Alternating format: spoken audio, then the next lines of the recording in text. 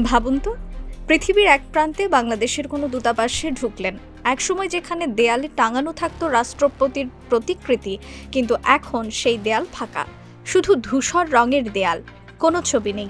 প্রশ্ন জাগে, এ পরিবর্তন হঠাৎ কেন? এর পেছনে কি গল্প লুকিয়ে আছে? সাম্প্রতিক মাসগুলোতে বাংলাদেশের সব কূটনৈতিক মিশন, কনসুলেট, এমনকি কূটনীতিকদের অফিস ও বাসভবন থেকে রাষ্ট্রপতি মোহাম্মদ শাহাবুদ্দিনের ছবি সরিয়ে ফেলা হয়েছে। আশ্চর্যের বিষয় হলো, পররাষ্ট্র মন্ত্রণালয় লিখিত কোনো নির্দেশ দেয়নি, শুধু মৌখিকভাবে সংকেত দেওয়া হয়েছিল। কূটনৈতিক মহল একে বলছে জিরো পোর্ট্রেট নীতি, অর্থাৎ এখন আর কোনো রাষ্ট্রনেতার ছবি মিশনের দেয়ালে রাখা হবে না। কূটনীতিকদের কথায় জানা যায়, প্রথমে ৫ আগস্টের পরিবর্তনের পর সাবেক প্রধানমন্ত্রী শেখ হাসিনার ছবি সরানো হয়।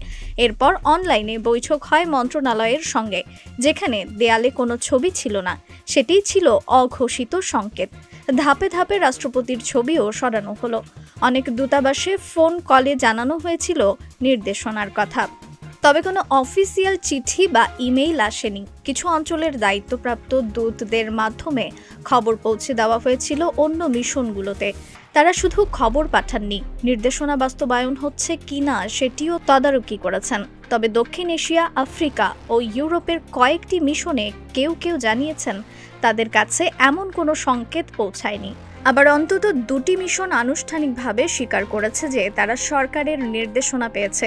পররাষ্ট্র মন্ত্রণালয়ের হিসাব বলছে, বিশ্বের 82টি মিশন ও উপমিশনের মধ্যে অন্তত 65টিতে রাষ্ট্রপতির ছবি নামিয়ে ফেলা হয়েছে। বিশেষ করে ওয়াশিংটন, দিল্লি, বেইজিং এই কৌশলগতভাবে গুরুত্বপূর্ণ মিশনগুলোতে পরিবর্তনটি নিশ্চিতভাবে কার্যকর করা হয়েছে। একজন জ্যেষ্ঠ কূটনীতিক জানান, সবকিছু আসলে 2 ধাপে হয়েছে। প্রথমে প্রধানমন্ত্রীর ছবি সরানো হয়, পরে রাষ্ট্রপতির ছবি। আর এখন কার্যত কোনো পোর্ট্রেট রাখা হচ্ছে না।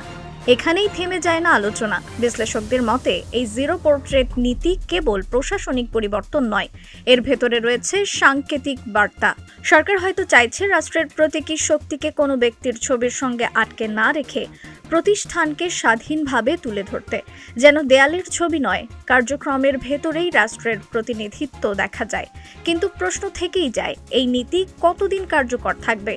রাজনৈতিক বাস্তবতা পরিবর্তন হলে কি আবার নতুন ছবি টাঙানো হবে, নাকি এটি বাংলাদেশের কূটনৈতিক সংস্কৃতিতে স্থায়ী পরিবর্তনের সূচনা?